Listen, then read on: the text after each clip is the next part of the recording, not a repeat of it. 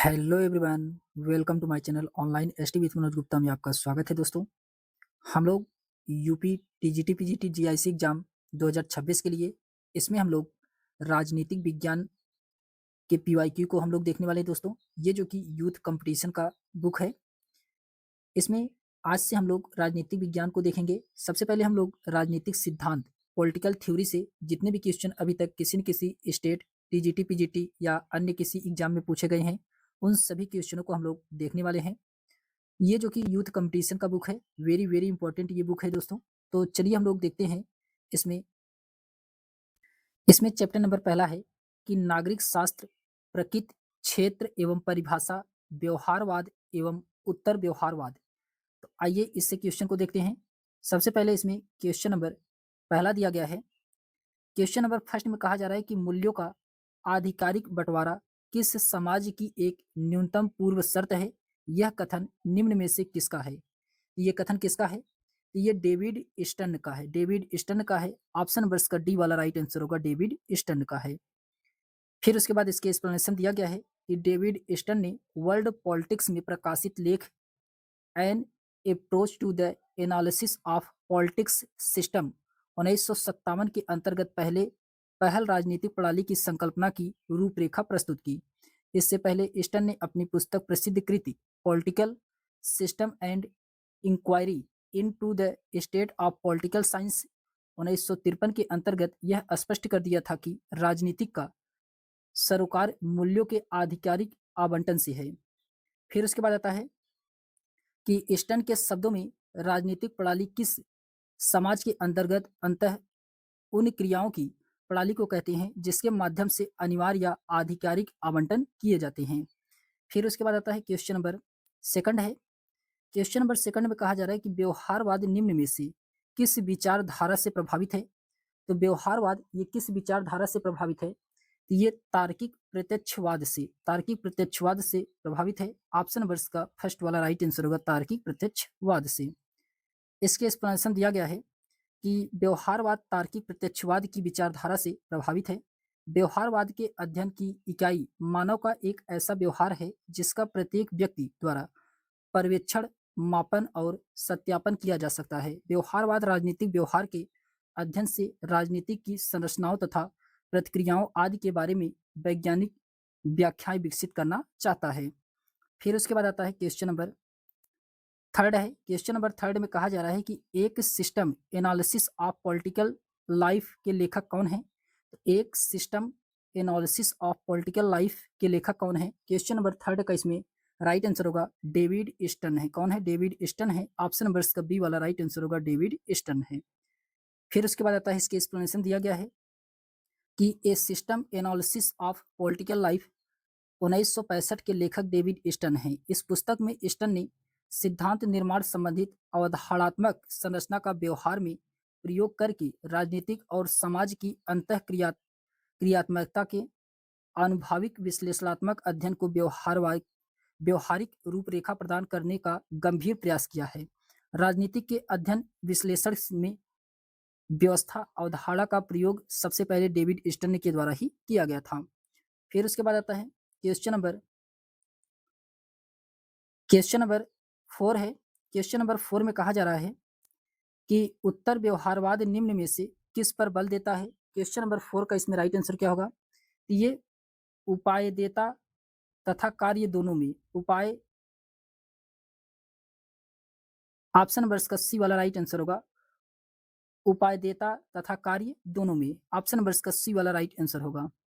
इसके एक्सप्लेनेशन दिया गया है कि व्यवहारवाद तथा उत्तर व्यवहारवाद के प्रतिपादक के रूप में डेविड ईस्टर्न को जाना जाता है। डेविड ईस्टर्न ने व्यवहारवाद की तथ्यवादिता, जड़ता और दिशाहीनता के कारण 1969 में उत्तर व्यवहारवाद क्रांति की घोषणा की थी, जिसे नव व्यवहारवाद भी कहा जाता है। उत्तर व्यवहारवाद उपदेयता तथा कार्य दोनों पर बल देता है।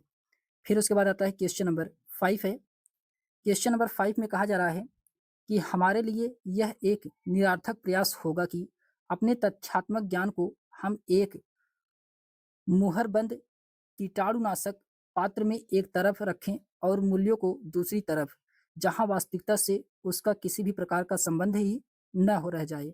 यह कथन किसका है? यह कथन रॉबर्ट डहल का है। रॉबर्ट डहल का है। ऑप्शन नंबर इसका फर्स्ट वाला राइट आंसर होगा, रॉबर्ट डहल का है। फिर उसके बाद आता है, इसके एक्सप्लेनेशन दिया गया है कि हमारे लिए यह एक निरर्थक प्रयास होगा कि अपने तथ्यात्मक ज्ञान को हम एक मोहरबंद कीटाणुनाशक पात्र में एक तरफ रखें और मूल्यों को दूसरी तरफ, जहां वास्तविकता से उसका किसी भी प्रकार का संबंध ही न रहे। यह कथन रॉबर्ट डहल का है। रॉबर्ट डहल के अनुसार राजनीतिक विज्ञान को अन्य प्राकृतिक विज्ञानों की भांति वस्तुनिष्ठ बनाने में समस्या है, क्योंकि इसमें अध्ययन करने वाले व्यक्ति अपना मूल्य होता है। जिस विषय का अध्ययन किया जाता है वह भी मानव एवं मानवीय समाज है। फिर उसके बाद आता है, क्वेश्चन नंबर 6 है। क्वेश्चन नंबर 6 में कहा जा रहा है, इसमें कहा जा रहा है कि निम्नलिखित पुस्तकों को उनके प्रकाशन के कालक्रम में व्यवस्थित कीजिए। तो इनके पुस्तक को प्रकाशन में कालानुक्रम में व्यवस्थित करना है। तो सबसे पहले इसमें क्या आएगा? सबसे पहले इसमें आएगा एएफ बेटले की द प्रोसेस ऑफ गवर्नमेंट, ये सबसे पहले आएगा। फिर उसके बाद दूसरे नंबर पे रॉबर्ट ए डहल की मॉडर्न पॉलिटिकल एनालिसिस, ये जो कि दूसरे नंबर पे आएगा। फिर उसके बाद तीसरे नंबर पे आएगा जेम्स सी चार्ल्स बर्थ की कंटेम्प्रेरी पॉलिटिकल्स एनालिसिस, ये तीसरे नंबर पे आएगा। फिर चौथे नंबर पे डेविड ईस्टन की a system analysis of political life, ये जो कि चौथे नंबर पे आएगा। तो जो इसका सही क्रम होगा, तो इसका सही क्रम होगा C B A D. C B A D इसका सही क्रम होगा। तो सी ए बी डी इसका सही क्रम होगा, जो कि ऑप्शन में कोई भी सी ए बी डी इसमें नहीं दिया गया है, इसलिए कोई भी ऑप्शन इसका सही नहीं है। आइए देखते हैं इसके एक्सप्लेनेशन के माध्यम से कि ए एफ बेटले जो कि द प्रोसेस ऑफ गवर्नमेंट 1908 में, Robert A Dahl modern politicals analysis 1963 में, James C Charlesworth contemporary politicals analysis 1967 में, David Easton a system analysis of political life 1965 में। फिर उसके बाद आता है क्वेश्चन नंबर 7 है।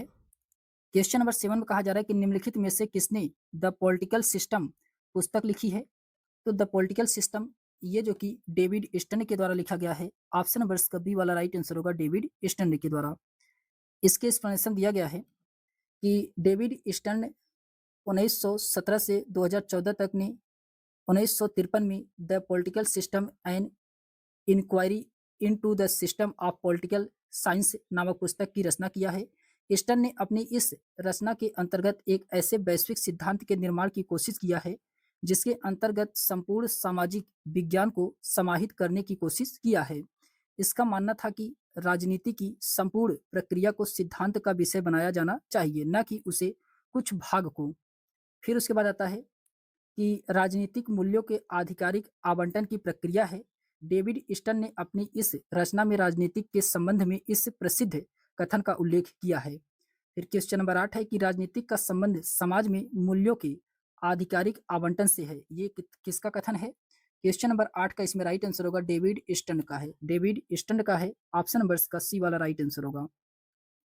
इसके एक्सप्लेनेशन दिया गया है कि राजनीतिक विज्ञान में व्यवहारवाद एवं उत्तर व्यवहारवाद के जनक डेविड ईस्टन ने राजनीतिक के संबंध में निम्न परिभाषाएं दी है। राजनीतिक का संबंध समाज में मूल्यों के आधिकारिक आवंटन से है। फिर उसके बाद आता है क्वेश्चन नंबर 9 है कि जब मैं राजनीतिक विज्ञान शीर्षक के अंतर्गत परीक्षा प्रश्नों को देखता हूं तो मुझे प्रश्नों के प्रति नहीं वरन शीर्षक के प्रति खेद होता है। यह कथन किसका है? तो क्वेश्चन नंबर 9 का इसमें राइट आंसर होगा, मिंटलैंड का है। मिंटलैंड का है। ऑप्शन नंबर का सी वाला राइट आंसर होगा, मिंटलैंड का है। इसके एक्सप्लेनेशन दिया गया है कि बकल, मिंटलैंड, बर्ग, मैकेनी आदि विद्वान राजनीतिक विज्ञान को विज्ञान की कोटि में नहीं रखते हैं। इसी संदर्भ में मिंटलैंड का कहना है कि जब मैं राजनीतिक विज्ञान के शीर्षक के अंतर्गत परीक्षा प्रश्न को देखता हूं तो मुझे प्रश्नों के प्रति नहीं वरन शीर्षक के प्रति खेद होता है। ये किसका है? तो ये मिटलैंड का संदर्भ है।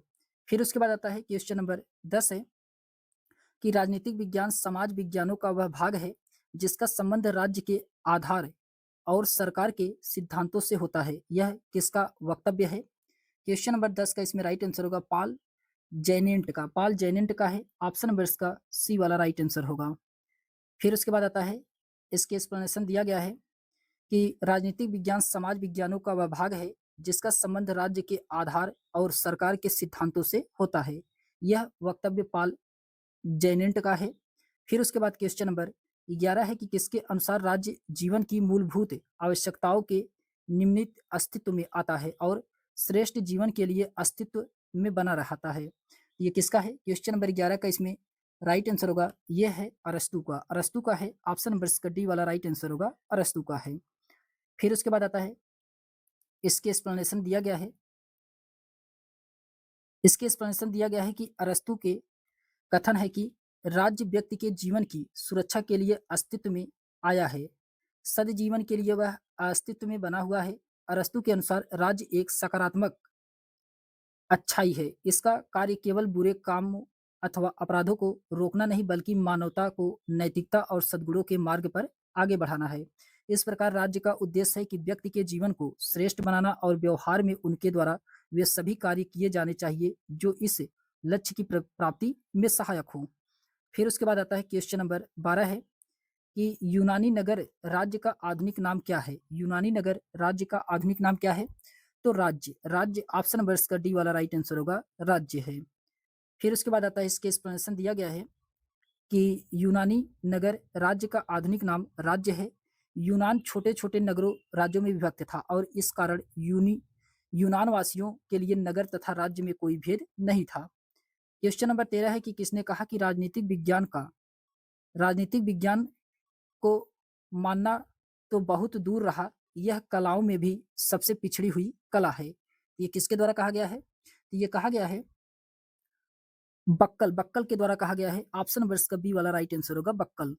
इसके एक्सप्लेनेशन दिया गया कि बक्कल के अनुसार ज्ञान की वर्तमान अवस्था में राजनीति को विज्ञान मानना तो बहुत दूर रहा, यह कलाओं में भी सबसे पिछड़ी हुई कला है। ये किसका कथन है?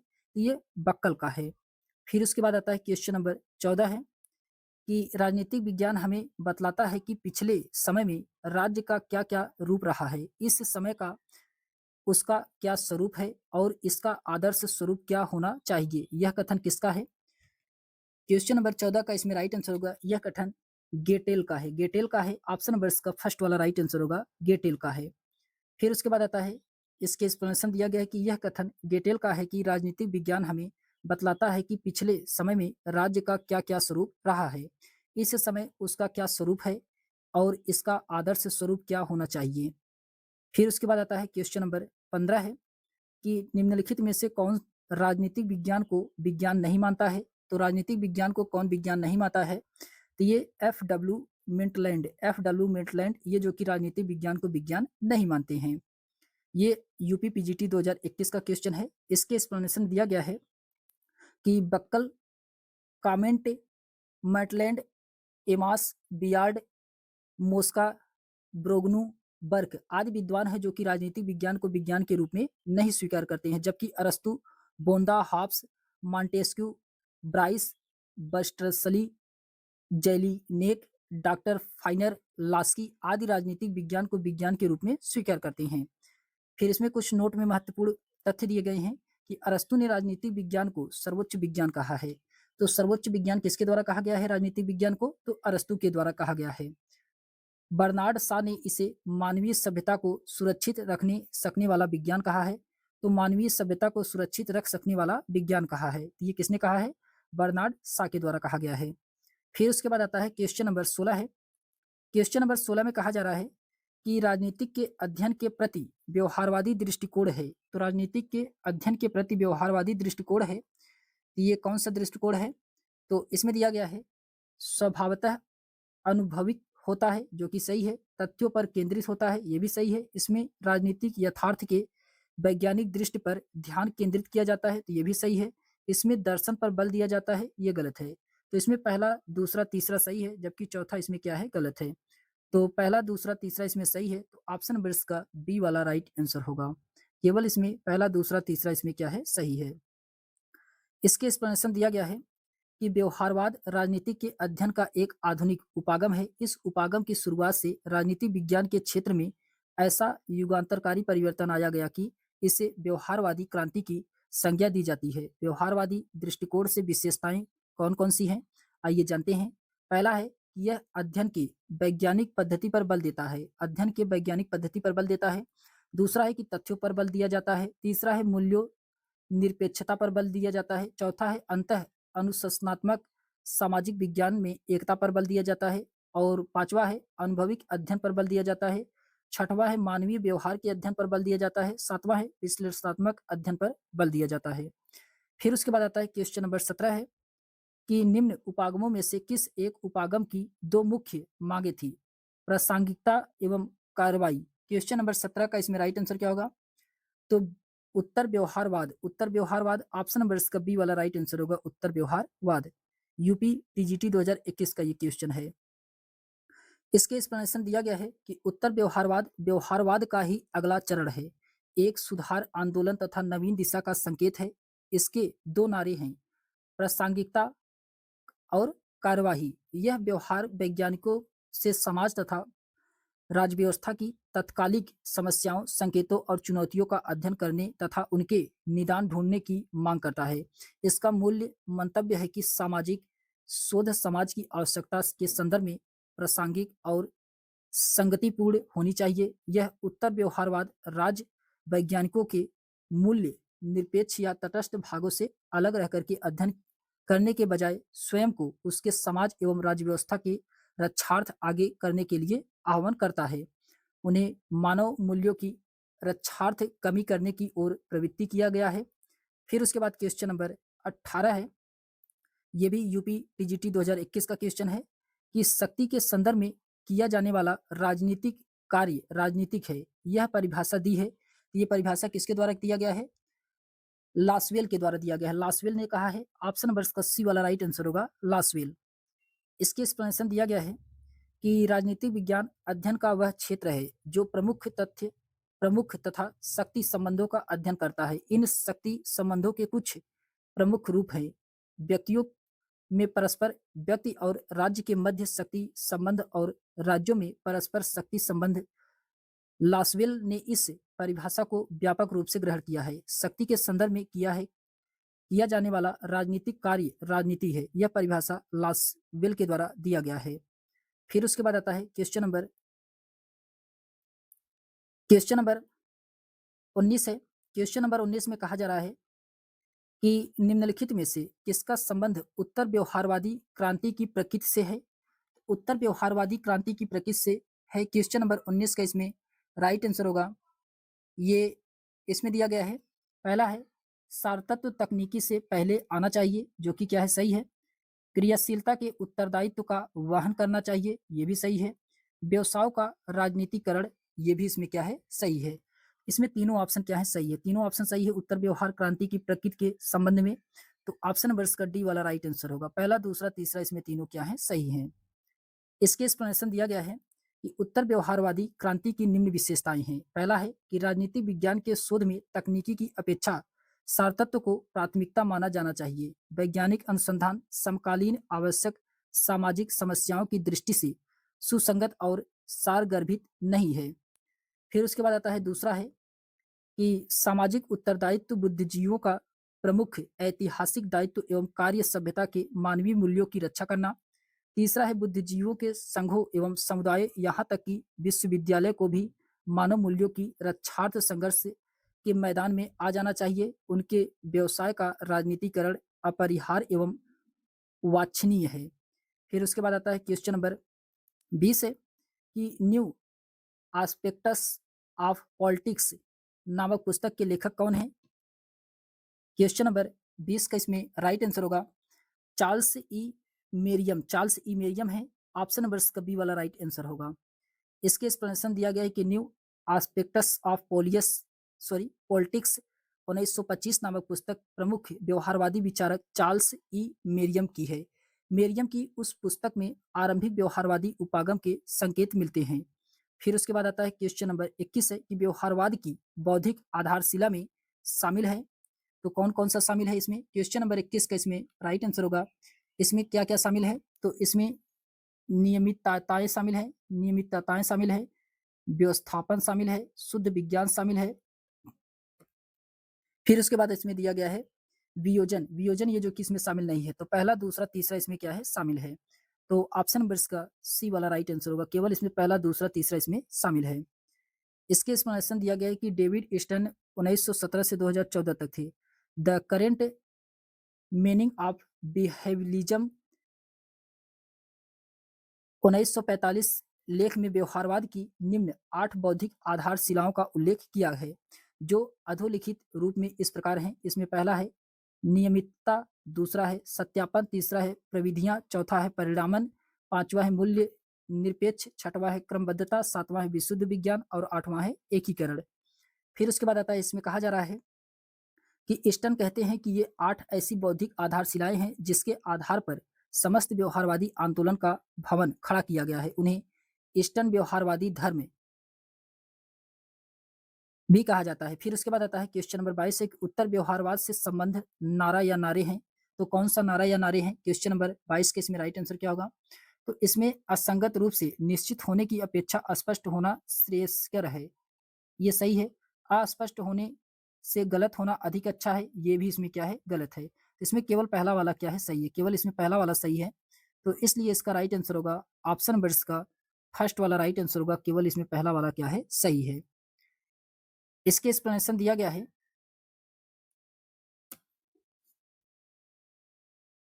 कि जिस प्रकार डेविड ईस्टन ने व्यवहार की 8 विशेषताएं बताई हैं, उसी प्रकार उन्हें उत्तर व्यवहारवाद की 7 विशेषताएं बताई हैं, जिसमें से कुछ प्रमुख विशेषताएं अधोलिखित रूप में हैं।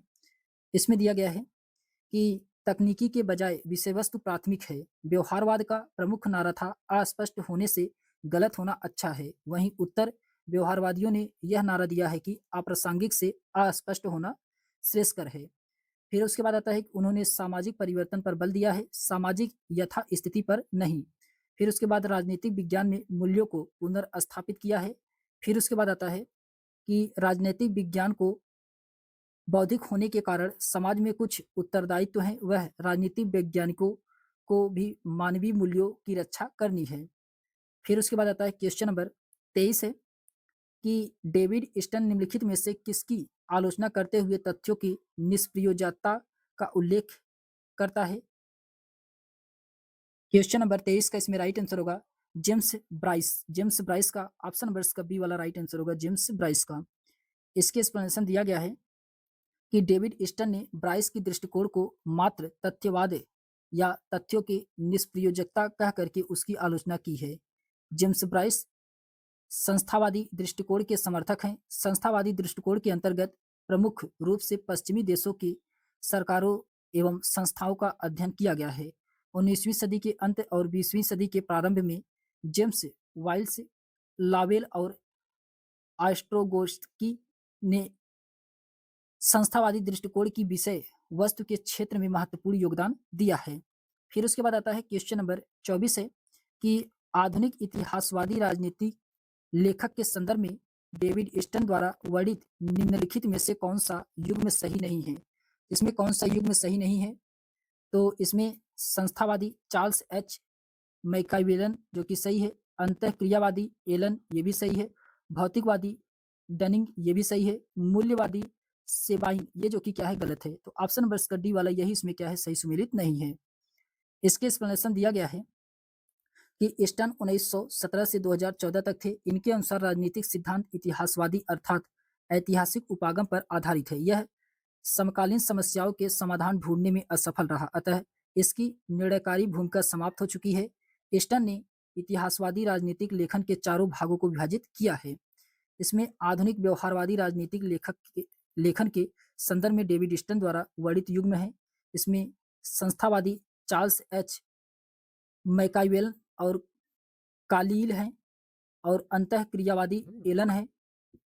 फिर उसके बाद भौतिकवादी कौन है, डनिंग और सेवाइन है, और मूल्यवादी एडी लिंडसे हैं। फिर उसके बाद आता है क्वेश्चन नंबर 25 है। क्वेश्चन नंबर 25 में कहा जा रहा है कि राजनीतिक सिद्धांत की विभिन्न धाराओं के बारे में निम्नलिखित पर विचार करें। तो क्वेश्चन नंबर 25 का इसमें राइट आंसर क्या होगा? तो इसमें पहले में कहा जा रहा है कि शास्त्रीय राजनीतिक सिद्धांत प्राचीन यूनानी संस्कृत में सुकरात, प्लेटो और अरस्तु के लेखन में उभरा और 19वीं शताब्दी की शुरुआत तक जारी रहा। ये जो कि क्या है, सही है। फिर उसके बाद आता है सेकंड में कहा जा रहा है कि आधुनिक राजनीतिक सिद्धांत अपने आप में संस्थागत, संरचनात्मक, वैज्ञानिक, प्रत्यक्षवादी, अनुभवजन, व्यवहारिक और मार्क्सवादी जैसे विविध रुझानों को समाहित करता है। तो ये भी इसमें क्या है, सही है। तो इसमें दोनों ऑप्शन सही है। तो ऑप्शन नंबर सी वाला राइट आंसर होगा। पहला दूसरा दोनों इसमें क्या है, सही है। इसके एक्सप्लेनेशन दिया गया है कि राजनीतिक सिद्धांत एक ऐसा दिशा सूचक या मार्गदर्शक यंत्र है जिसकी तरह होता है जो राजनीतिक क्षेत्र से संबंधित लक्ष्य की प्राप्ति, हमारे समय और श्रम की बचत करता है। राजनीतिक सिद्धांत की दो धाराएं होती हैं। पहला आदर्शी या आदर्शात्मक राजनीतिक सिद्धांत, दूसरा है अनुभवात्मक या अनुभव मूलक राजनीतिक सिद्धांत। आदर्शात्मक राजनीतिक सिद्धांत को शास्त्रीय सिद्धांत भी कहा जाता है। इसके अंतर्गत मूल्यों पर जोर दिया जाता है। इसके अंतर्गत सिद्धांतकार पहले मस्तिष्क में किसी चीज की कल्पना करता है, तत्पश्चात उसे व्यवहारिकता के धरातल पर चरितार्थ करने की कोशिश करता है। अनुभव मूलक राजनीतिक सिद्धांत या आधुनिक राजनीतिक सिद्धांत के अंतर्गत सिद्धांतकार व्यवहारिक प्रचलित राजनीतिक से संबंधित तथ्यों को एकत्र करता है, तत्पश्चात निष्कर्ष के आधार पर सिद्धांत का निर्माण करता है। फिर उसके बाद आता है नोट में दिया गया है जो कि वेरी वेरी इंपॉर्टेंट है। इसमें दिया गया है कि शास्त्रीय सिद्धांत मूल्यों पर जोर देता है। इसका आशय यह है नहीं है कि इसके अंतर्गत तथ्यों का बिल्कुल ही उपयोग नहीं किया गया है, बल्कि इसमें तथ्यात्मक अध्ययन नाम मात्र का है। फिर उसके बाद आता है क्वेश्चन नंबर 26 है कि किसने राजनीति की परिभाषा संभव की कला, the art of the possible के रूप में की है। तो क्वेश्चन नंबर 26 का इसमें राइट आंसर होगा बिस्मार्क। बिस्मार्क ऑप्शन नंबर इसका बी वाला राइट आंसर होगा, बिस्मार्क। इसके एक्सप्लेनेशन दिया गया है कि बिस्मार्क ने राजनीतिक की परिभाषा संभव कला की, the art of the possible के रूप में किया है। बिस्मार्क जर्मन साम्राज्य का प्रथम चांसलर था और तत्कालीन यूरोपी का प्रभावी नेता था। फिर क्वेश्चन नंबर 27 है कि राजनीतिक शास्त्र इतिहास एवं राजनीति के बीच स्थित अतीत एवं वर्तमान के बीचों बीच उपयुक्त कथन ये किसका है। क्वेश्चन नंबर 27 का इसमें राइट आंसर क्या होगा। यह कथन जे ब्राइस का है, जे ब्राइस का है। ऑप्शन नंबर इसका फर्स्ट वाला राइट आंसर होगा, जे ब्राइस का है। फिर उसके बाद आता है इसके एक्सप्लेनेशन दिया गया है कि राजनीतिक शास्त्र इतिहास एवं राजनीति के बीच स्थित अतीत एवं वर्तमान के बीचों बीच, यह कथन जे ब्राइस का है। फिर उसके बाद आता है क्वेश्चन नंबर 28 है कि अर्थशास्त्र का संबंध वस्तुओं से है। अर्थशास्त्र का संबंध वस्तुओं से है, जबकि राजनीतिक शास्त्र का लोगों से। एक का लेना कीमतों से है तो दूसरे का मूल्यों से है। यह कथन किसका है। तो क्वेश्चन नंबर 28 का इसमें राइट आंसर होगा ये आर एन गिलक्राइस्ट का है, आर एन गिलक्राइस्ट का है। ऑप्शन नंबर इसका सी वाला राइट आंसर होगा। फिर उसके बाद आता है इसके एक्सप्लेनेशन दिया गया है कि अर्थशास्त्र का संबंध वस्तुओं से है, जबकि राजनीतिक शास्त्र का लोगों से है। एक का लेना कीमतों से है तो दूसरे का मूल्यों से है। यह कथन आर एन गिलक्राइस्ट का है। फिर उसके बाद आता है क्वेश्चन नंबर 29 है कि राजनीतिक विज्ञान सामाजिक विज्ञान का वह अंग है जो राज्य के आधारभूत तत्वों तथा शासन के सिद्धांतों का विवेचन करता है। यह परिभाषा किसने दी है। तो क्वेश्चन नंबर 29 का इसमें राइट आंसर होगा पाल जेनेट। पाल जेनेट के द्वारा दिया गया है। ऑप्शन नंबर इसका डी वाला राइट आंसर होगा, पाल जेनेट के द्वारा दिया गया है। फिर इसके एक्सप्लेनेशन दिया गया है कि उपयुक्त परिभाषा पाल जेनेट की है। नीतिशास्त्र के प्रोफेसर जेनेट का जन्म फ्रांस में हुआ था तथा ये राजनीतिक विचारों के क्षेत्र में वे मैनुअल कांट से प्रभावित हैं। इनकी प्रमुख रचनाएं ला फीमेल हिस्टोरी डी ला साइंस पॉलिटिक्स और फिलाफी डे ला रिवोल्यूशन फ्रैंकेइस इत्यादि हैं। फिर उसके बाद आता है क्वेश्चन नंबर 30 है कि शिकागो के विचारधारा के अर्थशास्त्रियों में सर्वाधिक प्रमुख कौन है। क्वेश्चन नंबर 30 का इसमें राइट आंसर होगा मिल्टन फ्राइडोनमेन। मिल्टन फ्राइडेमन। ऑप्शन नंबर इसका डी वाला राइट आंसर होगा, मिल्टन फ्राइडेमन है। इसके एक्सप्लेनेशन दिया गया है कि शिकागो स्कूल ऑफ इकोनॉमिक्स नवशास्त्रीय आर्थिकी विचारों का संकाय है जो शिकागो विश्वविद्यालय से संबंधित है। मिंटल फ्रीडमैन और जॉर्ज स्ट्रगल को शिकागो स्कूल का प्रमुख विद्वान माना जाता है। शिकागो माइक्रो इकोनॉमिक्स सिद्धांत के 1970 के दशक के मध्य तक मुद्रावाद के पक्ष में केन्सियनवाद को खारिज कर दिया। फिर उसके बाद आता है क्वेश्चन नंबर 31 है कि राजनीतिक सिद्धांत के पतन के लिए निम्नलिखित में से कौन से कारक उत्तरदायी हैं। तो कौन सा कारक है इसमें उत्तरदायी है क्वेश्चन नंबर 31 में। तो इसका राइट आंसर होगा, इसमें है इतिहासवाद जो कि सही है, प्रत्यक्षवाद ये भी सही है, नैतिक सापेक्षवाद ये भी इसमें सही है, अति तथ्यात्मकवाद ये भी इसमें क्या है सही है। तो इसमें चारों ऑप्शन क्या है सही है, इसमें चारों ऑप्शन सही है। तो ऑप्शन नंबर इसका डी वाला राइट आंसर होगा, चारों ऑप्शन इसमें क्या है सही है। फिर उसके बाद आता है इसके एक्सप्लेनेशन दिया गया है कि प्रश्नगत चारों विकल्प क्या थे, सत्य थे। राजनीतिक सिद्धांत के पतन के उपरोक्त कारकों को डेविड ईस्टन ने प्रतिपादित किया था। क्वेश्चन नंबर 32 है कि राजनीतिक विज्ञान का संबंध राज्य तथा उसके साधन सरकार से है, यह किसने कहा। ये किसके द्वारा कहा गया है, ये डिमार्क के द्वारा कहा गया है। ऑप्शन नंबर इसका बी वाला राइट आंसर होगा, डिमार्क के द्वारा कहा गया है। फिर उसके बाद आता है क्वेश्चन नंबर, अच्छा इसके एक्सप्लेनेशन दिया गया है कि अमेरिकी राजनीतिक विचारक मार्शल एडवर्ड डिमार्क मूलतः प्रशासनिक चिंतन है। राजनीतिक विज्ञान के विषय में इनका विचार है कि इसका संबंध राज्य और उसके साधन सरकार से है। इनकी प्रमुख रचनाएं study of administrates 1937, a theory of organisation in public administration है। फिर उसके बाद आता है क्वेश्चन नंबर 33 है कि निम्नलिखित में से किसने राजनीतिक विज्ञान को शक्ति का विज्ञान के रूप में परिभाषित किया है। तो क्वेश्चन नंबर 33 का इसमें राइट आंसर होगा, इसका राइट आंसर होगा कैटलिन ऑप्शन नंबर इसका सी वाला राइट आंसर होगा कैटलिन। फिर उसके बाद आता है इसके एक्सप्लेनेशन दिया गया है कि सर एडवर्ड गार्डन कैटलिन एक दार्शनिक थे। The function of politics science 1956 उनकी चर्चित कृति है। अपने एक निबंध the science of politics and Anglo American union में उन्होंने राजनीतिक विज्ञान को शक्ति के विज्ञान के रूप में परिभाषित किया है। फिर क्वेश्चन नंबर 34 है कि किस विचारक का संबंध राजनीतिक पतन से शब्द से है के साथ है। तो किस विचारक का संबंध राजनीतिक पतन शब्द के साथ है। क्वेश्चन नंबर 34 का इसमें राइट आंसर क्या होगा, ये हंटिंगटन है। हंटिंगटन ऑप्शन नंबर इसका बी वाला राइट आंसर होगा हंटिंगटन। फिर उसके बाद आता है इसके एक्सप्लेनेशन दिया गया है कि डेविड ईस्टन जो कि राजनीतिक सिद्धांतों के हास की संकल्पना का विकास किया है। हंटिंगटन ये जो कि राजनीतिक पतन माने हैं। डेविड एक्टर ये जो कि राजनीतिक आधुनिकीकरण इनका है।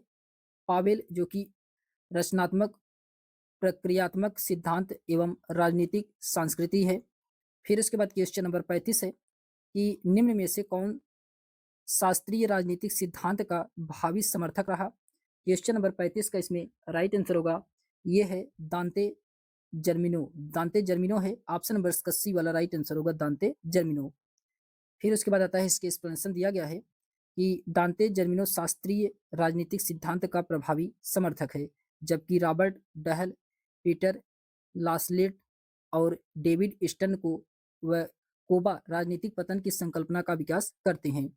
फिर क्वेश्चन नंबर 36 है कि यूनेस्को ने राजनीतिक विज्ञान का क्षेत्र कब निर्धारित किया था। क्वेश्चन नंबर 36 का इसमें राइट आंसर होगा 1948 में। 1948 में ऑप्शन नंबर इसका फर्स्ट वाला राइट आंसर होगा 1948 में।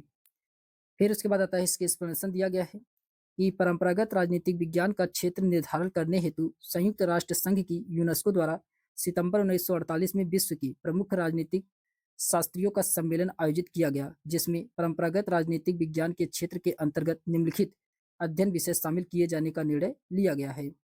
पहला है इसमें राजनीतिक के सिद्धांत, दूसरा राजनीतिक संस्थाएं, तीसरा राजनीतिक दल समूह एवं लोकमत और चौथा है अंतर्राष्ट्रीय संबंध। फिर उसके बाद क्वेश्चन नंबर 37 है कि राजनीतिक शास्त्र के पिता माने जाते हैं। तो राजनीतिक शास्त्र के पिता किसे कहा जाता है, ये अरस्तु को कहा जाता है। ऑप्शन नंबर इसका बी वाला राइट आंसर होगा, अरस्तु को कहा जाता है। फिर उसके बाद आता है कि इसके एक्सप्लेनेशन दिया गया है कि अरस्तु को राजनीतिक शास्त्र का जनक माना जाता है क्योंकि अरस्तु ने राजनीतिक शास्त्र को नीति शास्त्र से पृथक करके उसे एक स्वतंत्र विषय के रूप में प्रदान किया है। अरस्तु के इस महान कार्य से पूर्वी राजनीति का अध्ययन नीति शास्त्र के अंतर्गत ही किया जाता है। अरस्तु ने राजनीतिक शास्त्र को सर्वोच्च विज्ञान मास्टर ऑफ साइंस की उपाधि दिया है। फिर उसके बाद आता है क्वेश्चन नंबर 38 है। क्वेश्चन नंबर 38 में कहा जा रहा है कि राजनीतिक विज्ञान के अंतर्गत राज्य तथा सरकार का अध्ययन किया जाता है। राजनीतिक विज्ञान की यह परिभाषा किस विचारक ने की है? क्वेश्चन नंबर 38 का इसमें राइट आंसर होगा ये गिल क्राइस्ट का है। किसकी है? तो गिल क्राइस्ट का है। ऑप्शन नंबर इसका डी वाला राइट आंसर होगा, गिल क्राइस्ट का है। इसके एक्सप्लेनेशन दिया गया है कि सर्वप्रथम अरस्तु ने ही राजनीतिक शास्त्र को एक विज्ञान माना था। राजनीतिक विज्ञान के अंतर्गत राज्य और सरकार का अध्ययन किया जाता है। यह परिभाषा गिल क्राइस्ट की है। क्वेश्चन नंबर 39 है कि राजनीतिक शास्त्र का प्रारंभ और अंत राज्य के साथ ही होता है। यह कथन किसका है? क्वेश्चन नंबर 39 का इसमें राइट आंसर होगा गार्नर का। किसका है? गार्नर का है। ऑप्शन नंबर इसका सी वाला राइट आंसर होगा, गार्नर का। फिर उसके बाद इसके एक्सप्लेनेशन दिया गया है कि राजनीति के दो भागों में विभाजित किया गया है, सैद्धांतिक व व्यवहारिक राजनीति। सैद्धांतिक राजनीति के अंतर्गत निम्न विषय आते हैं: सरकार का सिद्धांत, राज्य का सिद्धांत, कानून निर्माण की संकल्पना। व्यवहारिक के अंतर्गत सरकार का वर्तमान स्वरूप, कार्यप्रणाली आदि समाहित होता है। इसी के तहत गार्नर ने कहा था कि राजनीतिक शास्त्र का प्रारंभ और अंत राज्य से होता है।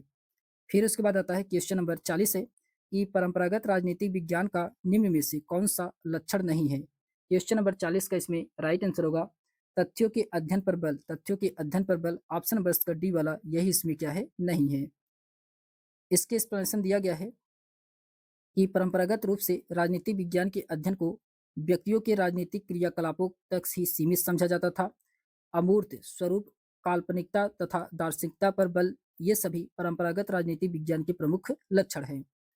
फिर उसके बाद क्वेश्चन नंबर 41 है कि किसने कहा कि इतिहास का राजनीति विज्ञान के बिना फल नहीं तथा राजनीति विज्ञान का इतिहास के बिना जड़ नहीं? ये किसके द्वारा कहा गया है? क्वेश्चन नंबर 41 के इसमें राइट आंसर होगा ये सीले के द्वारा कहा गया है। किसके द्वारा? सीले के द्वारा। ऑप्शन नंबर इसका सी वाला राइट आंसर होगा, सीले के द्वारा। इसके एक्सप्लेनेशन दिया गया है कि सीले ने यह कहा है कि राजनीति का इतिहास का राजनीतिक विज्ञान के बिना फल नहीं है तथा राजनीति विज्ञान का इतिहास के बिना जड़ नहीं है। इसके माध्यम से सीले ने यही बात बताने का प्रयास किया है कि इतिहास और राजनीति विज्ञान दोनों एक दूसरे से अलग-अलग न होकर के एक दूसरे के पूरक हैं। फिर उसके बाद आता है क्वेश्चन नंबर 42 है। क्वेश्चन नंबर 42 में कहा जा रहा है कि निम्न में कौन सा समुच्चय राजनीति विज्ञान के विषय क्षेत्र को परिभाषित करता है? क्वेश्चन नंबर 42 का इसमें राइट आंसर क्या होगा? तो इसका राइट आंसर होगा राज्य, मूल्य, सरकार, निर्णय निर्माण और राजनीतिक दल। ऑप्शन नंबर इसका डी वाला राइट आंसर होगा। फिर उसके बाद आता है इसके एक्सप्लेनेशन दिया गया है कि राजनीतिक विज्ञान के विषय क्षेत्र के अंतर्गत राज्य, मूल्य, सरकार, निर्णय निर्माण और राजनीतिक दल इत्यादि तत्वों को मिला करके किया जाता है।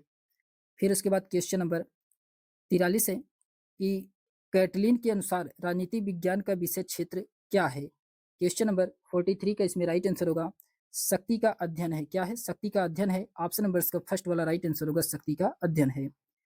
इसके एक्सप्लेनेशन दिया गया है जॉर्ज कैटलिन महोदय के अनुसार राजनीतिक विज्ञान का विषय क्षेत्र है शक्ति का अध्ययन।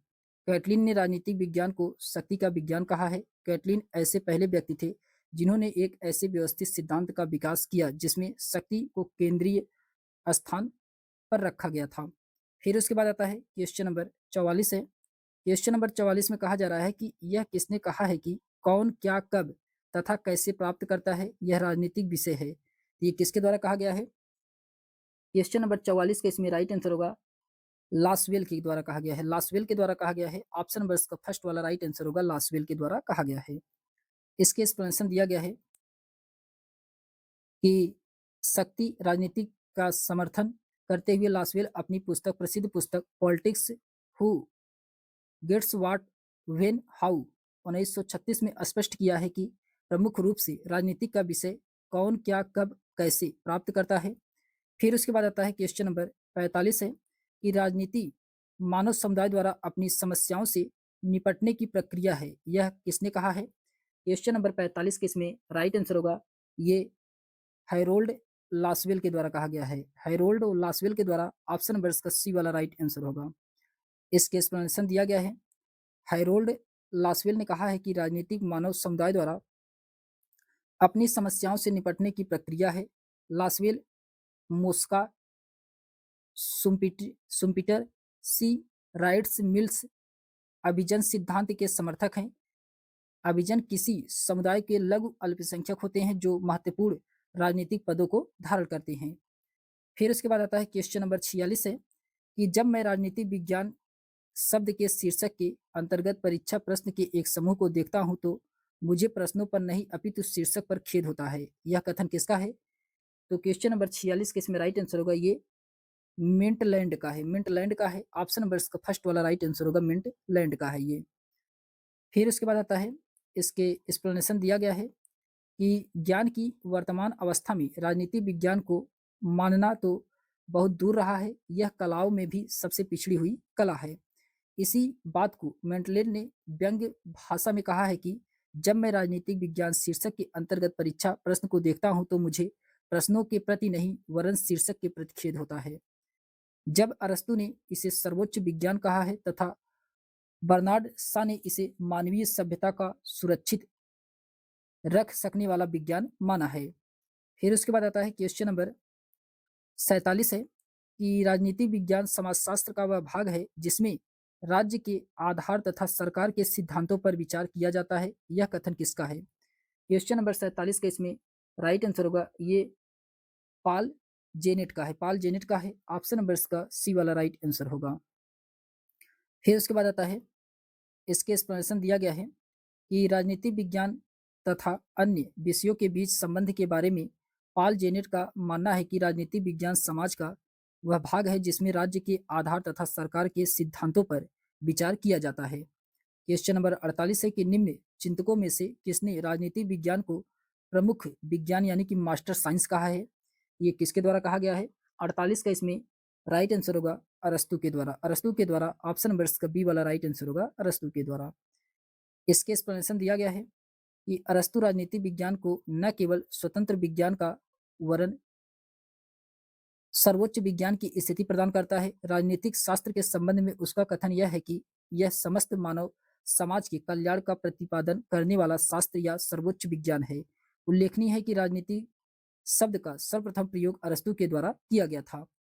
फिर उसके बाद आता है क्वेश्चन नंबर 49 है कि नागरिक शास्त्र की उत्पत्ति सिविक्स और सिविटाज से हुई है। यह किस भाषा का शब्द है? क्वेश्चन नंबर 49 का इसमें राइट आंसर होगा ये लैटिन शब्द है। लैटिन शब्द है। ऑप्शन नंबर इसका सी वाला राइट आंसर होगा लैटिन शब्द है।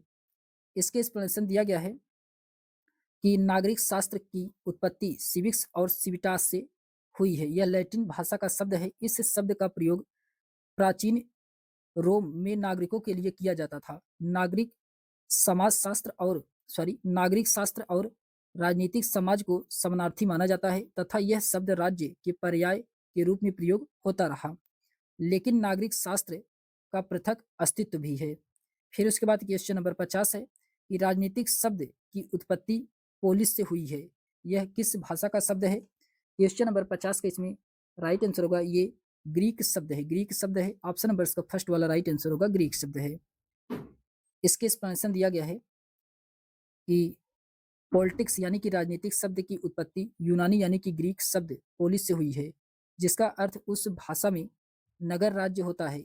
ईसा से 500 वर्ष पूर्व नगर राज्यों को पोलिस कहा जाता है।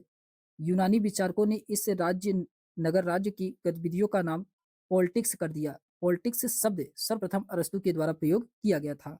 तो सबसे पहले किसके द्वारा किया गया था? ये अरस्तु के द्वारा प्रयोग किया गया था। फिर उसके बाद आता है क्वेश्चन नंबर 51 है। क्वेश्चन नंबर 51 में कहा जा रहा है कि इसमें सूची फर्स्ट को सूची सेकंड से सुमेलित कराने के लिए दिया गया है। क्वेश्चन नंबर 51 में इसमें कहा गया है दर्शन शास्त्र। दर्शन शास्त्र ये जो कि मन का है तो चौथा सही है। राजनीतिक विज्ञान ये जो कि शक्ति का है तो तीसरा सही है। अर्थशास्त्र ये जो कि व्यापार का है तो दूसरा सही है। और समाजशास्त्र ये स्तर विन्यास का है तो पहला सही है।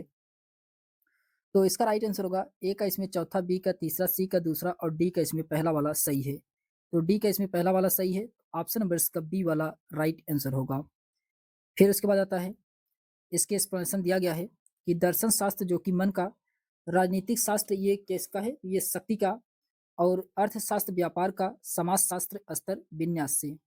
फिर उसके बाद क्वेश्चन नंबर 52 है कि नागरिक शास्त्र के शिक्षण का प्रमुख लक्ष्य अच्छे नागरिक तथा उच्च श्रेणी का नागरिक चरित्र उत्पन्न करना, यह किसने कहा है? क्वेश्चन नंबर 52 का इसमें राइट आंसर होगा ये बीनिंग एंड बीनिंग के द्वारा कहा गया है। बीनिंग एंड बीनिंग के द्वारा, ऑप्शन नंबर इसका सी वाला राइट आंसर होगा।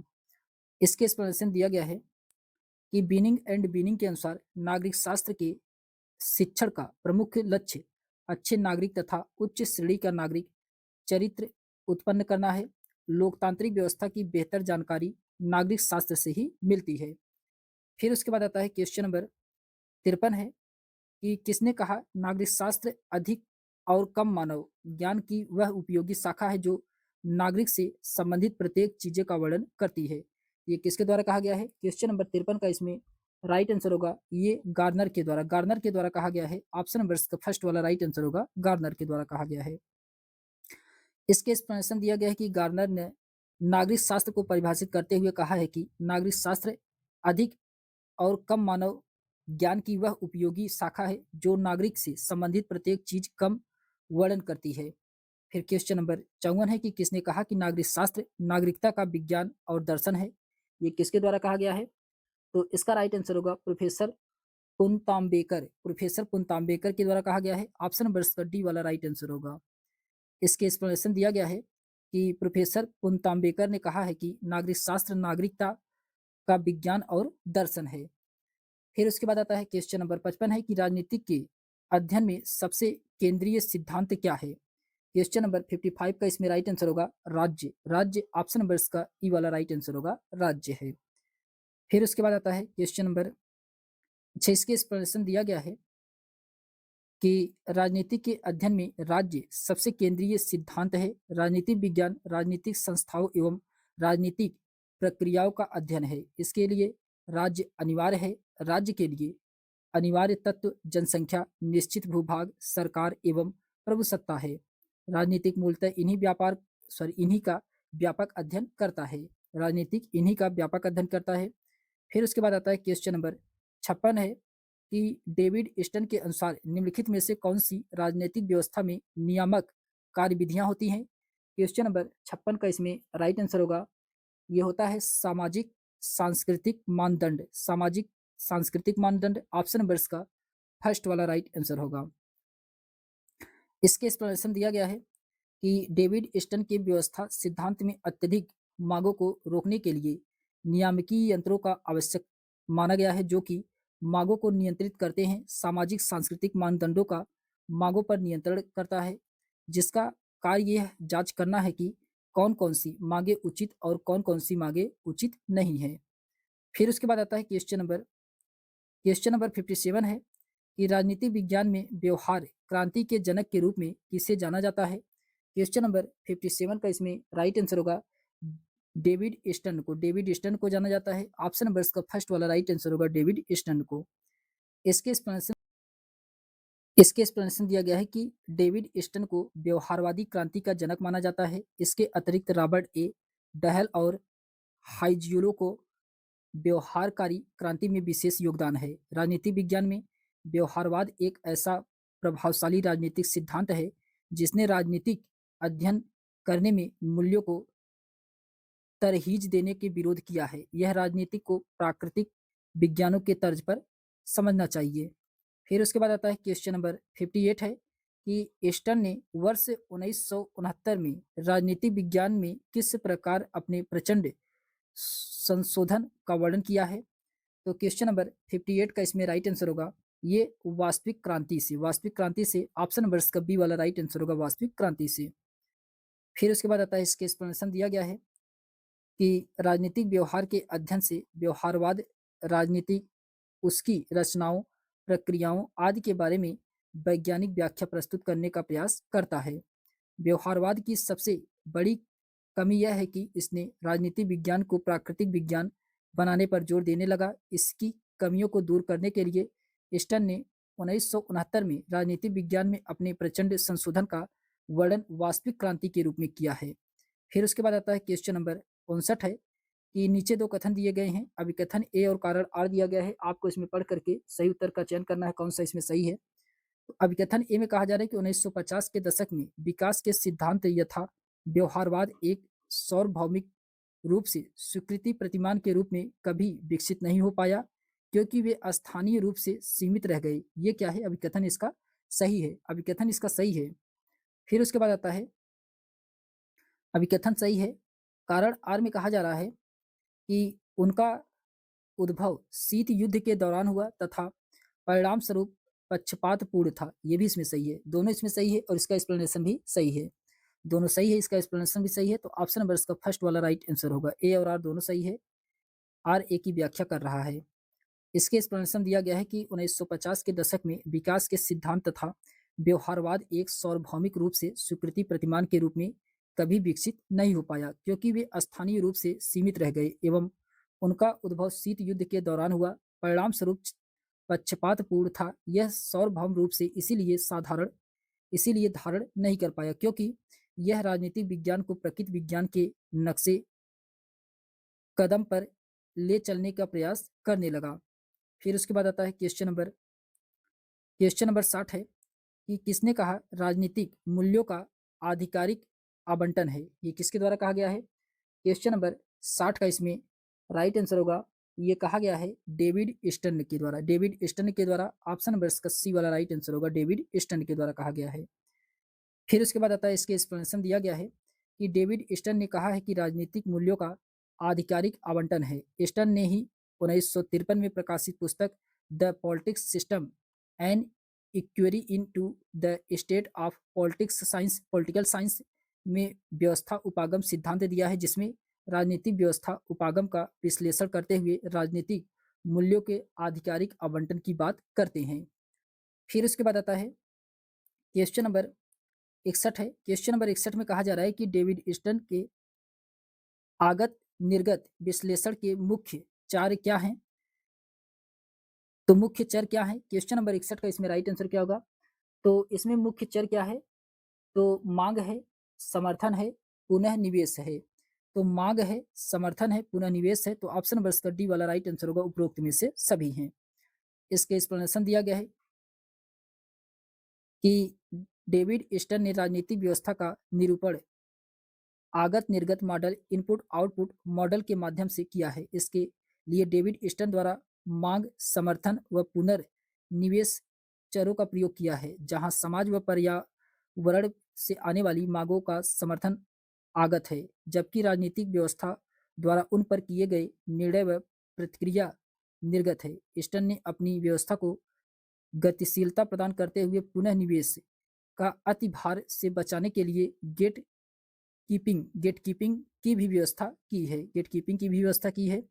फिर उसके बाद क्वेश्चन नंबर 62 है कि निम्न में से किस स्कूल द्वारा व्यवहारवाद की आधारशिला रखी गई थी? क्वेश्चन नंबर 62 का इसमें राइट आंसर होगा शिकागो स्कूल में। शिकागो स्कूल में ऑप्शन नंबर इसका सी वाला राइट आंसर होगा। शिकागो स्कूल में। फिर उसके बाद आता है इसके एक्सप्लेनेशन दिया गया है कि शिकागो स्कूल द्वारा व्यवहारवाद की आधारशिला रखी गई। शिकागो विश्वविद्यालय एक विद्वान चार्ल्स मरियम थे। उन्होंने 1920-30 के दौरान व्यवहारवाद को शुरू किया, इसीलिए उन्हें फादर ऑफ बिहेवियरल स्कूल भी कहा जाता है। यह एक विद्वान डेविड स्टर्न ने इसे एक सैद्धांतिक रूप दिया है। फिर उसके बाद आता है क्वेश्चन नंबर 63 है। क्वेश्चन नंबर 63 में कहा जा रहा है कि स्टर्न और डेनिस के अनुसार निम्नलिखित में से कौन से आरंभिक स्तर पर राजनीतिक समाजीकरण की प्रक्रिया एक स्तर है? क्वेश्चन नंबर 63 का इसमें राइट आंसर क्या होगा? तो इसका राइट आंसर होगा, इसमें दिया गया है कि राष्ट्रीय विधायिका, न्यायपालिका और मतदान के व्यवहार की तरह अव्यक्तिक राजनीतिक संस्थाओं को मान्यता प्रदान करने के लिए ऑप्शन नंबर इसका ई वाला राइट आंसर होगा। फिर उसके बाद आता है इसके एक्सप्लेनेशन दिया गया है कि स्टर्न एवं डेनिस के अनुसार राष्ट्रीय विधायिका का न्यायपालिका और मतदान के व्यवहार की तरह अवैयक्तिक राजनीतिक संस्थाओं को मान्यता प्रदान करने के लिए आरंभिक स्तर पर राजनीतिक समाजीकरण की प्रक्रिया का एक स्तर है। फिर उसके बाद आता है क्वेश्चन नंबर 64 है कि नगर राज्य शब्दावली संबंधित है। नगर राज्य शब्दावली ये संबंधित है तो प्राचीन यूनान से ऑप्शन नंबर इसका सी वाला राइट आंसर होगा, प्राचीन यूनान से। फिर उसके बाद आता है, इसके एक्सप्लेनेशन दिया गया है कि नगर राज्य शब्दावली का संबंध प्राचीन यूनान से है, जिसे यूनानी भाषा में पोलिस कहा जाता है। कुछ प्रमुख नगर राज्य एथेंस, स्पार्टा, थेबस और कोरिन्थ व इसमें डेल्फी थे। फिर क्वेश्चन नंबर 65 है। क्वेश्चन नंबर 65 में कहा जा रहा है कि डेविड ईस्टन द्वारा व्यक्ति निम्न सुविधाओं में से कौन से सोच के व्यवहारिक स्कूल को परिभाषित नहीं करता है। तो कौन सा व्यवहारिक को परिभाषित नहीं करता है। क्वेश्चन नंबर 65 का इसमें राइट आंसर होगा आदर्श सिद्धांत। आदर्श सिद्धांत ऑप्शन नंबर इसका फर्स्ट वाला राइट आंसर होगा, आदर्श सिद्धांत। इसके एक्सप्लेनेशन दिया गया है कि डेविड ईस्टन ने व्यवहारवाद की कुल 8 विशेषताएं बताई हैं, जिसे उसे बौद्धिक आधारशिला का नाम दिया है। आदर्श सिद्धांत डेविड ईस्टन की विशेषताओं में नहीं आता है। व्यवहारवाद की 8 विशेषताएं इस प्रकार है। पहला है नियमितता, दूसरा है सत्यापन, तीसरा तकनीकी, चौथा व्यवस्थापन, पांचवा परिमाणन और छठवां मूल्य, सातवां शुद्ध विज्ञान और आठवां एकीकरण। ये 8 प्रकार के बताए हैं। फिर उसके बाद क्वेश्चन नंबर 66 है कि राजनीति विज्ञान में व्यवहार क्रांति के जनक के रूप में किसे माना जाता है। क्वेश्चन नंबर 66 का इसमें राइट आंसर क्या होगा। ये माना जाता है डेविड ईस्टन को। डेविड ईस्टन को ऑप्शन नंबर इसका फर्स्ट वाला राइट आंसर होगा। इसके एक्सप्लेनेशन दिया गया है कि डेविड ईस्टन को व्यवहारवादी क्रांति का जनक माना जाता है। राजनीतिक विज्ञान में व्यवहारवाद एक ऐसा प्रभावशाली राजनीतिक सिद्धांत है जिसने राजनीतिक अध्ययन कराने में मूल्यों को तरहीज देने का विरोध किया है। यह राजनीति को प्राकृतिक विज्ञान के तर्ज पर समझना चाहिए। फिर उसके बाद आता है क्वेश्चन नंबर 67 है कि निम्नलिखित में से यह किसका कथन है कि राजनीतिक व्यवहार का अर्थ बौद्धिक प्रवृत्ति तथा ठोस शैक्षणिक आंदोलन दोनों है। ये किसका है। क्वेश्चन नंबर 67 का इसमें राइट आंसर क्या होगा। तो इसका राइट आंसर होगा, ये है डेविड ईस्टन का। किसका है, डेविड ईस्टन का है। ऑप्शन नंबर इसका बी वाला राइट आंसर होगा, डेविड ईस्टन का है। फिर उसके बाद आता है, इसके एक्सप्लेनेशन दिया गया है कि उत्तर व्यवहारवाद के प्रणेता एवं राजनीतिक व्यवस्था सिद्धांत के अंतर्गत आगत निर्गत प्रणाली के प्रतिपादक डेविड ईस्टन का कथन है कि राजनीतिक व्यवहार का अर्थ बौद्धिक प्रवृत्ति तथा ठोस शैक्षणिक आंदोलन है। फिर उसके बाद आता है क्वेश्चन नंबर 68 है कि डेविड ईस्टन ने मांगों के संदर्भ में आगतों के 4 प्रकारों की पहचान की है। वे कौन से हैं। क्वेश्चन नंबर 68 का इसमें राइट आंसर क्या होगा। तो वह है कि व्यवहार का विनियमन, राजनीतिक व्यवस्था में भागीदारी, वस्तुओं और सेवाओं का आवंटन, संप्रेषण और सूचना। ऑप्शन नंबर इसका फर्स्ट वाला राइट आंसर होगा।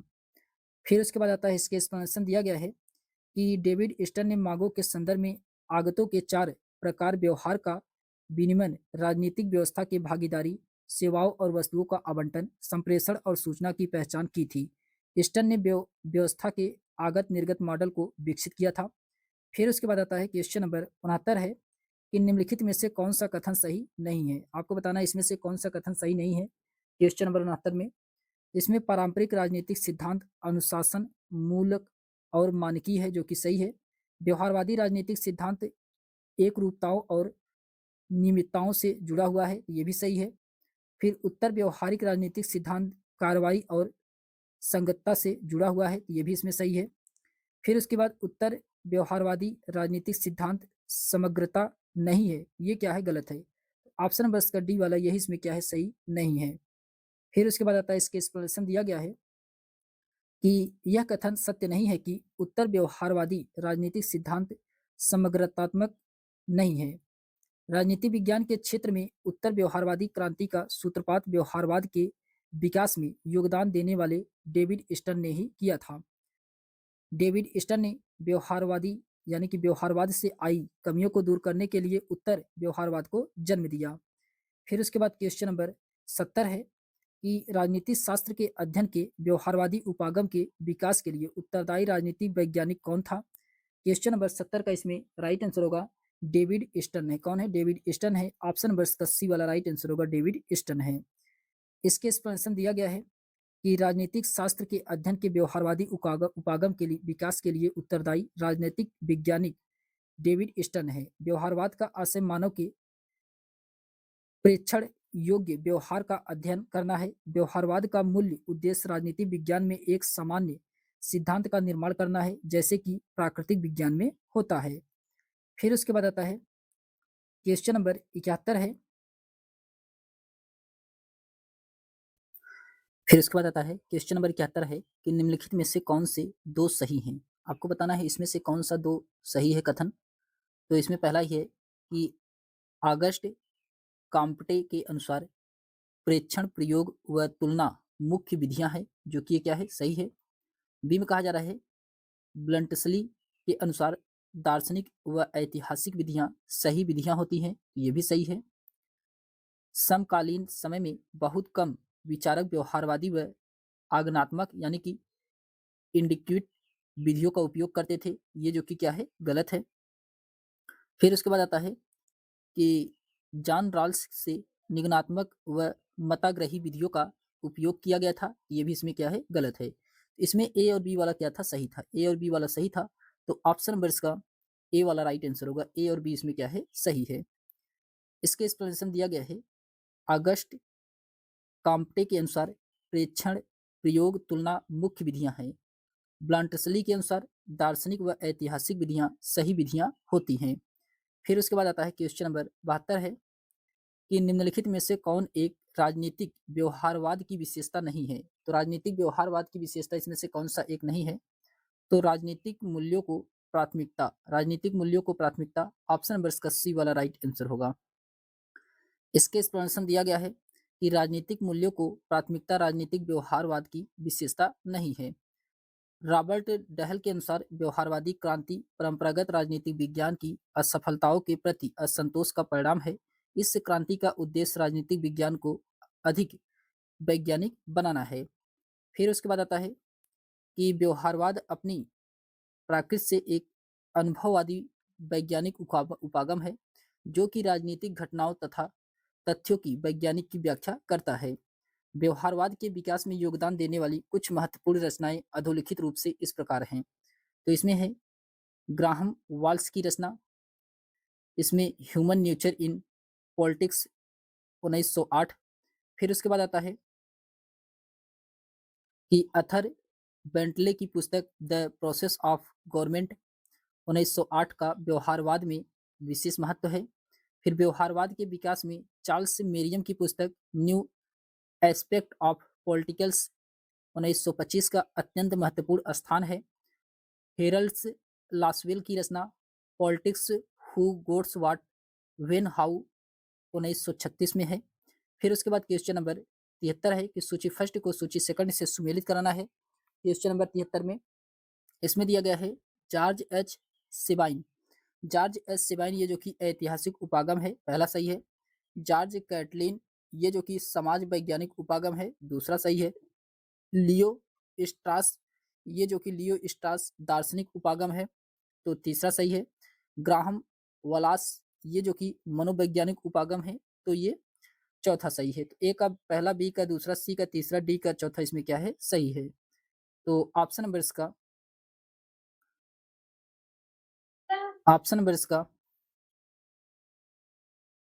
तो ऑप्शन नंबर इसका फर्स्ट वाला राइट आंसर होगा। ऑप्शन नंबर इसका फर्स्ट वाला राइट आंसर होगा। फिर उसके बाद आता है इसके एक्सप्लेनेशन दिया गया है जॉर्ज एच सिवाइन ये जो कि ऐतिहासिक उपागम, जॉर्ज कैटलिन ये जो कि समाज वैज्ञानिक उपागम, लियो स्ट्रास ये जो कि दार्शनिक उपागम, और ग्राहम वालास ये जो कि मनोवैज्ञानिक उपागम से संबंधित है। फिर क्वेश्चन नंबर 74 है कि प्रासंगिकता के सिद्धांत का संबंध है, तो ये है उत्तर व्यवहारवाद से। उत्तर व्यवहारवाद से ऑप्शन नंबर इसका सी वाला राइट आंसर होगा, उत्तर व्यवहारवाद से। इसके एक्सप्लेनेशन दिया गया है कि प्रासंगिकता का सिद्धांत उत्तर व्यवहारवाद से संबंध है। उत्तर व्यवहारवाद मूलतः व्यवहारवाद में आमूल संशोधन करता है। एक्शन और क्रीडो ऑफ रिवलेशन इसके प्रमुख आयाम है। फिर उसके बाद क्वेश्चन नंबर 75 है कि संरचनात्मक प्रक्रियात्मक उपागम के अनुसार एक राजनीतिक व्यवस्था कितने प्रकार के कार्यों को कर सकती है। तो ये कितने प्रकार के? ये 7 प्रकार के जो कि ऑप्शन में नहीं दिया गया है, इसका कोई भी ऑप्शन सही नहीं है। इसके एक्सप्लेनेशन दिया गया है कि रचनात्मक प्रक्रियात्मक उपागम के अनुसार राजनीतिक व्यवस्था 7 प्रकार के कार्य करती है। 4 आगत कृत्य और 3 निर्गत कृत्य हैं।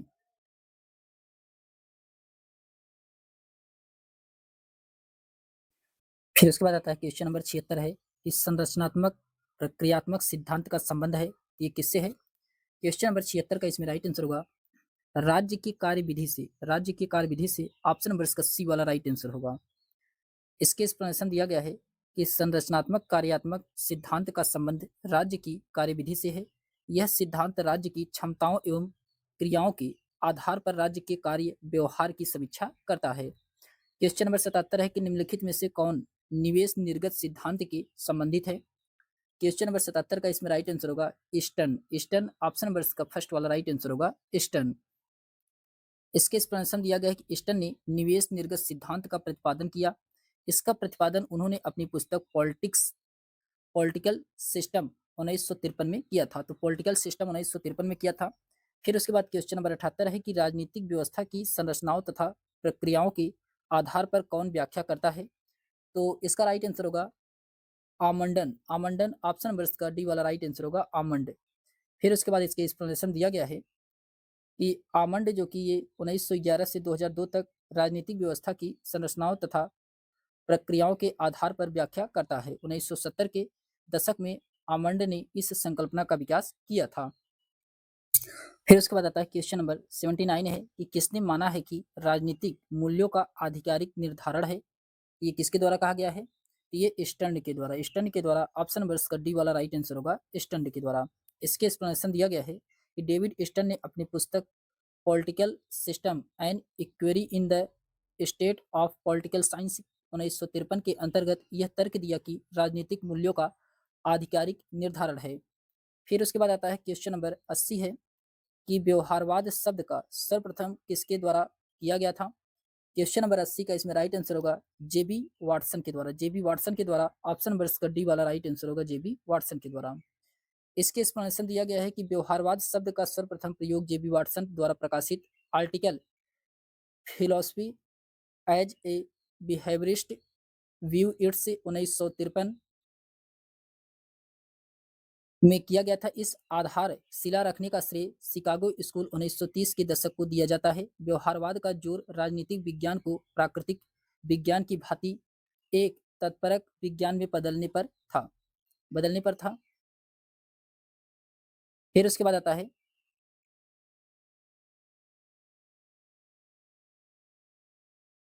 क्वेश्चन नंबर 81 है कि उत्तर व्यवहारवादी क्रांति प्रारंभ करने के लिए व्यवहारवाद पर सर्वप्रथम आक्रमण किसके द्वारा किया गया था? तो ये किसके द्वारा किया गया है? क्वेश्चन नंबर 81 के इसमें राइट आंसर होगा डेविड ईस्टर्न के द्वारा किया गया है। ऑप्शन नंबर इसका डी वाला राइट आंसर होगा डेविड ईस्टर्न के द्वारा।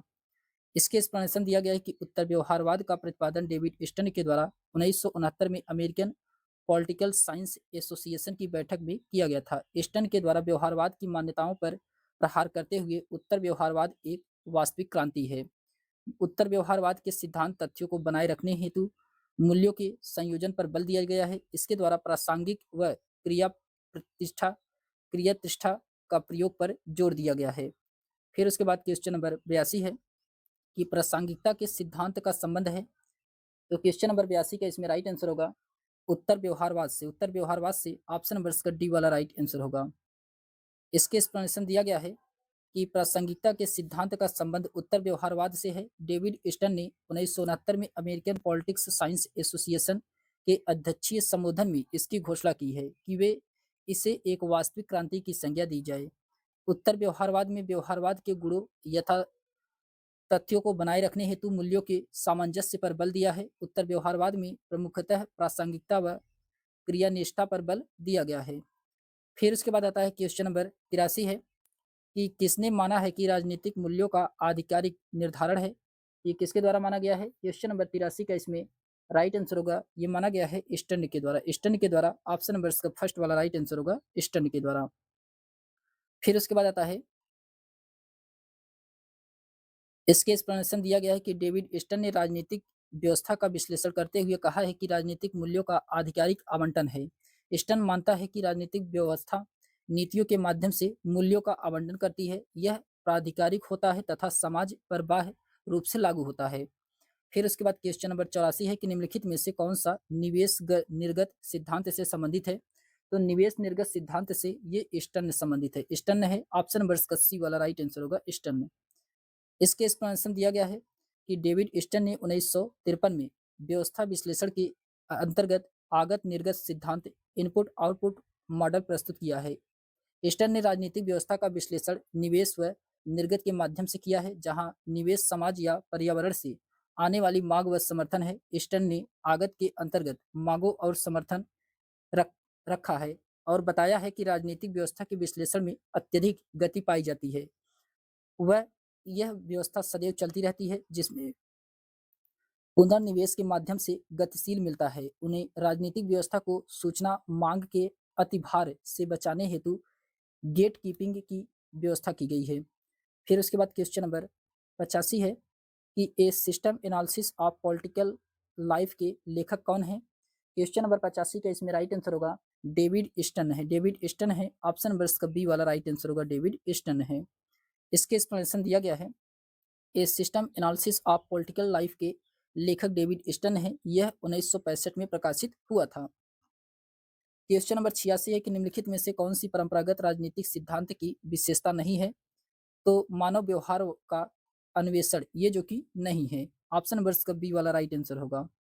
इसके एक्सप्लेनेशन दिया गया है कि मानव व्यवहार का अन्वेषण परंपरागत राजनीतिक सिद्धांत की विशेषता नहीं है। मानव के व्यवहारिक पक्ष का अध्ययन आधुनिक राजनीतिक सिद्धांत की प्रमुख विशेषता है।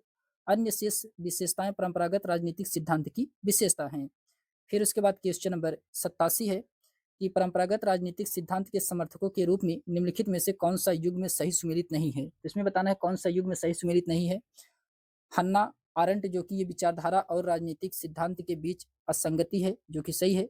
माइकल ओक्साट ये जो कि अनुभव का दार्शनिक विश्लेषक है, ये भी सही है। जॉर्ज सेबाइन ऐतिहासिक अध्ययन उचित उपागम के रूप में है, ये भी सही है। फिर उसके बाद आता है कि चार्ल्स मेरियम ये जो कि मानव व्यवहार के नियंत्रण के लिए सिद्धांत ये जो कि क्या है इसमें गलत है। ऑप्शन नंबर इसका डी वाला यही इसमें क्या है सही युग में नहीं है।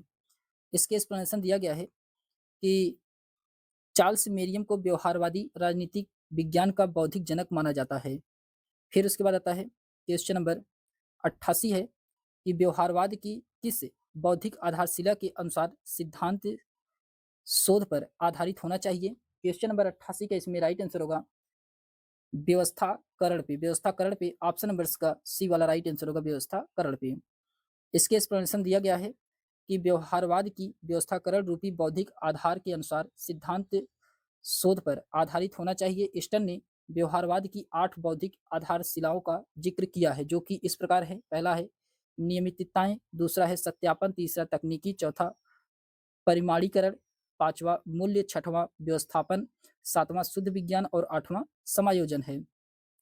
फिर उसके बाद आता है क्वेश्चन नंबर 89 है कि निम्नलिखित कथनों पर विचार कीजिए। आपको इसमें बताना है कौन सा सही है।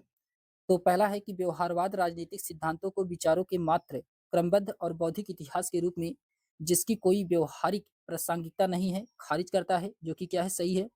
दूसरा है कि व्यवहारवादियों का मत है कि मानकीय राजनीतिक सिद्धांत राजनीतिक विज्ञान के शोध उपकरणों की मजबूत किया है, ये जो कि गलत है। फिर उसके बाद आता है तीसरा है कि व्यवहारवाद इस बात पर बल देता है कि व्यक्ति का पर्यवेक्षणीय व्यवहार विश्लेषण की मुख्य इकाई है, ये इसमें क्या है सही है। तो पहला तीसरा सही है, तो ऑप्शन नंबर इसका सी वाला राइट आंसर होगा पहला तीसरा इसमें क्या है सही है। इसके एक्सप्लेनेशन दिया गया है कि व्यवहारवाद के संबंध में उपरोक्त कथन फर्स्ट और थर्ड क्या थे सही थे। व्यवहारवाद राजनीतिक विज्ञान के अंतर्गत एक ऐसा विशेषण आंदोलन है जो परंपरागत राजनीतिक विज्ञान के विशेषकर उनके ऐतिहासिक दार्शनिक और विवरणात्मक संस्थात्मक उपागमों से असंतुष्ट है।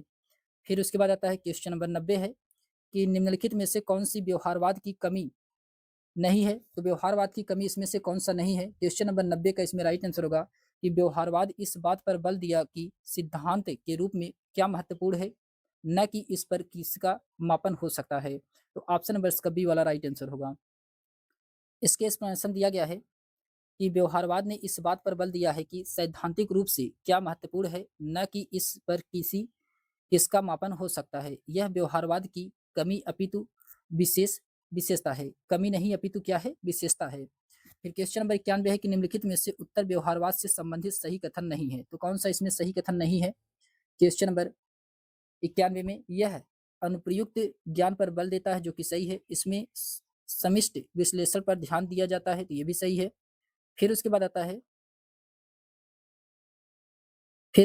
है कि यह निर्माण के सारतत्व का विश्लेषण करता है, तो ये भी सही है। यह यथा स्थिरवाद का समर्थक है, ये जो कि क्या है? गलत है। ऑप्शन नंबर इसका डी वाला यही इसका राइट आंसर होगा। इसके एक्सप्लेनेशन दिया गया है कि व्यवहारवाद यथा स्थितवाद का समर्थक नहीं है। शेष अन्य कथन उत्तर व्यवहारवाद के संबंध में सही है। उत्तर व्यवहारवाद का अगला चरण है। यह एक प्रक्रिया सुधार आंदोलन तथा नवीन दिशा है। क्वेश्चन नंबर 92 है कि व्यवहारवाद द्वारा लगाए जा रहे राजनीतिक सिद्धांत के पतन का आरोप का प्रत्युत्तर देने से संबंधित नहीं है। क्वेश्चन नंबर 92 का इसमें राइट आंसर होगा पीटर लासिल्ट है। ऑप्शन नंबर इसका डी वाला राइट आंसर होगा। इसके एक्सप्लेनेशन दिया गया है कि पीटर लासिल्ट व्यवहारवाद द्वारा लगाए जा रहे राजनीतिक सिद्धांत के पतन के आरोप का प्रत्युत्तर देने से संबंधित नहीं है। राजनीतिक विज्ञान के इतिहास में व्यवहारवाद या व्यवहार परकतावाद का बड़ा महत्व है, उसे एक क्रांति माना गया है। फिर उसके बाद आता है क्वेश्चन नंबर 93 है कि विचारक संप्रदाय एवं संबंधित लेखक के त्रुटिपूर्ण युग्म को पहचानिए। क्वेश्चन नंबर 93 का इसमें राइट आंसर क्या होगा? तो इसमें फ्रैंकफर्ट स्कूल, लुई अल अल्थुजर, ये जो कि क्या है? इसमें सही युग्म नहीं है, ये गलत है। ऑप्शन नंबर इसका सी वाला यही इसका राइट आंसर होगा। इसके एक्सप्लेनेशन दिया गया है कि लुई अल्थुजर फ्रैंकफर्ट स्कूल से संबंधित नहीं है। शेष अन्य विचारक संप्रदाय एवं उनसे संबंधित लेखक का सुमेलन है, सही है। फिर उसके बाद क्वेश्चन नंबर 94 है कि डेविड ईस्टन के निवेश के निर्गत प्रतिरूप से संबंधित त्रुटिपूर्ण कथन को पहचानिए। क्वेश्चन नंबर 94 के इसमें राइट आंसर होगा यह साम्य व्यवस्था को स्थापित करने की ओर लक्षित है। ऑप्शन नंबर इसका फर्स्ट वाला राइट आंसर होगा। इसके एक्सप्लेनेशन दिया गया है कि यह साम्य व्यवस्था को स्थापित करने की ओर लक्षित है। यह कथन डेविड ईस्टन के निवेश निर्गत प्रतिरूप से संबंधित नहीं है। ईस्टन ने अपनी प्रसिद्ध कृति political system and inquiry into the state of political science के अंतर्गत यह स्पष्ट कर दिया है कि राजनीतिक का सरोकार मूल्यों के आधिकारिक आवंटन से है। इसी के आधार पर उसने निवेश के निर्गत मॉडल को विकसित किया है। फिर उसके बाद क्वेश्चन नंबर 95 है कि नव संस्थावाद ने व्यवहारवाद पर जो अपेक्षा आप आक्षेप लगाए हैं उनमें सम्मिलित नहीं है। तो कौन सा इसमें सम्मिलित नहीं है? तो इसका राइट आंसर होगा अभ्यंतरीकरण। अभ्यंतरीकरण ऑप्शन बस का डी वाला राइट आंसर हो गया, अभ्यंतरीकरण, ये जो कि इसमें शामिल नहीं है। नव संस्थावाद ने व्यवहारवाद पर जो आपेक्ष आक्षेप लगाए हैं उसमें अभ्यंतरीकरण शामिल नहीं है। क्वेश्चन नंबर 96 है कि इतिहास अतीत की राजनीति है, राजनीति वर्तमान इतिहास का, यह कथन किसका है? क्वेश्चन नंबर 96 का इसमें राइट आंसर होगा यह कथन एडवर्ड ऑगस्टन फ्रीमैन का है। एडवर्ड ऑगस्टन फ्रीमैन का है। ऑप्शन नंबर इसका बी वाला राइट आंसर होगा।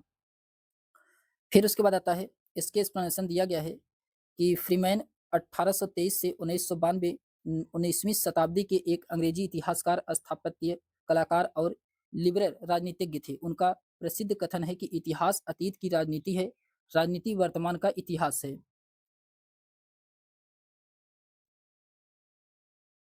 इसमें दिया गया है कि the history of the normal congruent of England 1867 उनकी प्रसिद्ध कृति है। फिर उसके बाद क्वेश्चन नंबर 97 है कि मानव व्यवहार अप्रत्याशित है, इसीलिए राजनीतिक विज्ञान में डैश की कमी है। तो किसकी कमी है? तो विषय निष्ठता की। ऑप्शन नंबर इसका डी वाला राइट आंसर होगा। इसके एक्सप्लेनेशन दिया गया है कि मानव व्यवहार अप्रत्याशित है, इसीलिए राजनीतिक विज्ञान में विषय निष्ठता की कमी है। इस कमी के कारण ही मूलतः राजनीतिक विज्ञान प्रकृति विज्ञानों से भिन्न होता है।